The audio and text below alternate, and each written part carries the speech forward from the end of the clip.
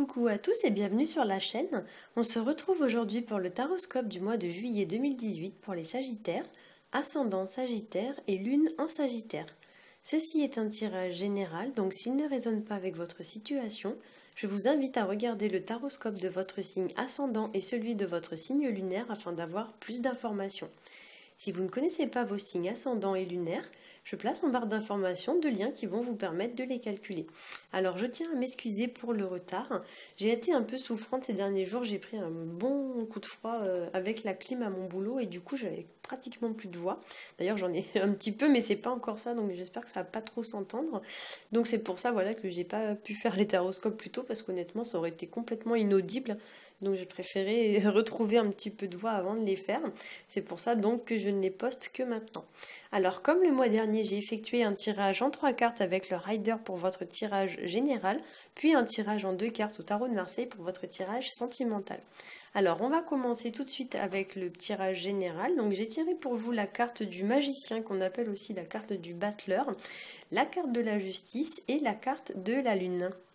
Alors avec la carte du battleur, on pourrait nous parler d'études, ça peut parler aussi d'apprentissage, de nouveautés, de création de quelque chose, d'un projet, etc. Ça peut nous parler aussi de la naissance de quelque chose, donc une situation, une relation, un enfant, etc. etc. Mais également d'une situation en lien avec votre travail. Le battleur étant, donc le battleur qu'on appelle aussi le magicien, étant souvent la carte associée aux travailleurs, aux apprentis, etc. C'est une carte voilà, qui va nous parler aussi de mettre ses idées à exécution, de passer à l'action vis-à-vis d'une situation. Et le battleur, en tant que personne, représente souvent les gens actifs, dynamiques, avec l'esprit jeune et vif. Mais dans ses côtés, il peut aussi représenter alors deux possibilités. Soit les gens qui se précipitent, on va dire, sans trop réfléchir, ou alors les gens qui, entre guillemets, jouent un rôle, qui sont pas très honnêtes, qui font des magouilles, etc. Le battleur, c'est un petit peu le charlatan dans ses mauvais côtés, hein, du tarot, et en quelque sorte ici comme il est placé à côté de la justice, il est possible que vous soyez confronté à ce genre d'individu ou du moins que vous soyez amené à démasquer une personne de ce genre et du coup la justice pourrait vous demander voilà, de prendre une décision vis-à-vis de ce genre de personne. La justice pourrait également vous demander de prendre une décision en lien avec votre travail ou alors en lien avec un collègue de travail ou du moins de rééquilibrer une situation associée à une personne de ce style ou rééquilibrer une situation peut-être qui serait trop pesante ou alors dans laquelle vous allez dépenser peut-être trop d'énergie. La carte de la justice fait aussi référence à tout ce qui va être de l'ordre des avocats, des notaires, des policiers, tout ce qui est entre guillemets figure d'ordre et d'autorité. Hein. Voilà. Ça peut représenter également tout ce qui va être en lien avec la loi et l'administratif, tout ce qui est administration. Voilà. Avec cette carte, il y a aussi l'idée de devoir prendre une décision vis-à-vis de quelque chose, donc quelqu'un, etc. Peser le pour et le contre, regarder une situation bien en face. Voilà. En troisième carte, nous avons la carte de la lune qui, elle, va nous parler d'émotions présentes, de choses qui remontent en surface. Donc ça peut être, comme j'ai dit, des émotions, ça peut être des sentiments, ça peut être des peurs, des doutes, des regrets, etc. Tout type d'émotion ou de choses qui est susceptible en fait dans votre vie de remonter en surface. C'est une carte qui va également nous parler de distance, d'éloignement. Alors ça peut être par exemple un déménagement, ça peut être quelqu'un qui va être loin de vous, qui vous manque, ça peut être changer de lieu de travail, partir en vacances loin de votre domicile. Toute situation liée à une distance ou à un éloignement. Hein. Ça représente aussi le fait de se sentir plus ou moins vulnérable vis-à-vis d'une personne ou d'une situation.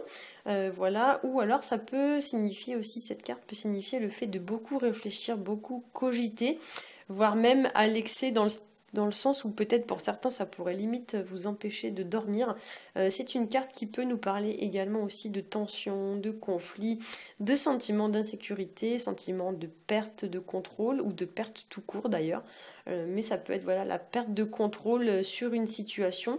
Ça peut être aussi des sentiments ou des émotions qui parfois peuvent vous submerger.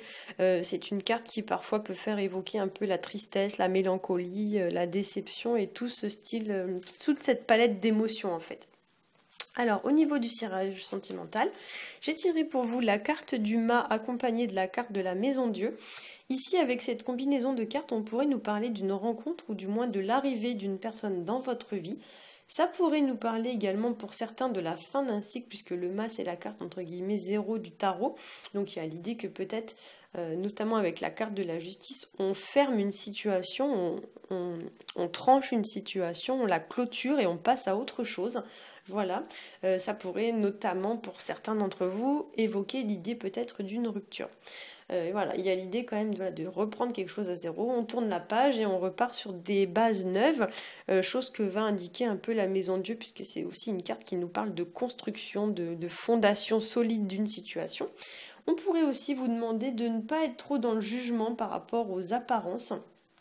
Voilà, il y a en effet avec ces deux cartes que l'habit ne fait peut-être pas forcément le moine et qu'on doit se détacher peut-être de l'aspect matériel et financier d'une relation ou d'une situation. Ça peut parler aussi pour certains d'une personne qui va être entre guillemets de passage dans votre vie. Alors avec la carte, comment dire, avec la carte du mât, on pourrait évoquer voilà une relation pas très stable, pas sérieuse. Et également avec la carte du magicien, ça pourrait représenter, on va dire, les relations type d'un soir, quoi. J'osais pas dire le mot, mais c'est un peu ça, quoi. Il y a un petit peu l'idée, voilà, que vous allez peut-être rencontrer quelqu'un, mais ce sera peut-être pas forcément très très sérieux. Et avec la carte de la Maison Dieu pour une poignée d'entre vous, et avec la carte du mât, on pourrait parler pour certains d'une personne qui va quitter un foyer. Donc ça peut être par exemple un enfant qui va quitter la maison des parents, voilà, pour voler entre guillemets de ses propres ailes. Je dis ça parce que la Maison Dieu, bien souvent, dans les tirages sentimentaux, représente le foyer, la famille, etc. Dans les tirages sentimentaux et relationnels, ça représente tout ce qui va être de l'ordre de la maison, en fait. Donc ça peut être soit un enfant ou une personne qui va quitter un domicile. Ça peut aussi être vous qui partez en vacances, hein, qui partez vivre pendant une semaine à l'hôtel, par exemple. Mais ça peut être voilà une personne qui quitte un domicile, ou alors, je sais pas moi, si c'était un tirage professionnel, on pourrait parler d'un collègue qui démissionne et qui quitte l'entreprise, par exemple. Mais il y a vraiment avec le mât l'idée quand même d'un départ, qui peut aussi, dans cette configuration, vous voyez là on voit qu'il y a un homme qui arrive dans un foyer, donc ça peut aussi être une arrivée. Voilà. D'autant que, alors je pensais à la situation de l'enfant qui quitte la maison de ses parents parce qu'on a quand même la carte du battleur qui fait référence souvent aux jeunes adultes, aux enfants ou aux adolescents. Donc effectivement, il y a un petit peu l'idée peut-être de prendre un peu son indépendance vis-à-vis d'une situation ou d'une relation, de devenir peut-être plus mature, plus autonome, etc. Voilà, j'espère que ce tirage vous aura plu. Si c'est le cas, n'hésitez pas à liker, à partager et à vous abonner. Pour ma part, je vous souhaite un très bon mois de juillet et je vous dis à bientôt.